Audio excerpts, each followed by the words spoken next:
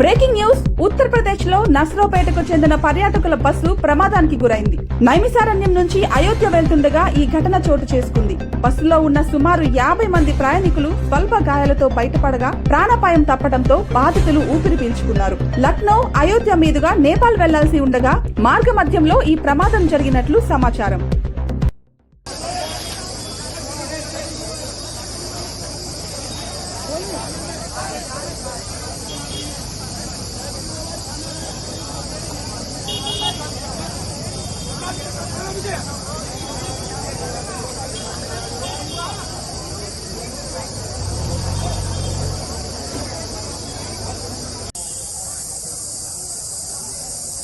మిత్రులరా, నర్సరావుపేట నుండి 50 మంది ఉపాధ్యాయులు ఇతర మిత్రుల బృందం లక్నో మీదుగా నైమిషారణ్యం నుండి ఈరోజు అయోధ్య చూసుకుని రేపు నేపాల్ వెళ్ళటానికి 50 మంది బయలుదేరారు.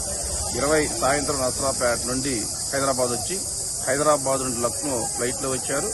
నిన్న నైమిషారణ్యం చూసుకుని ఈరోజు నైమిషారణ్యం నుండి అయోధ్యకు బయలుదేరే క్రమంలో నైమిషారణ్యం దాటిన తర్వాత బస్సు యాక్సిడెంట్కి గురైంది.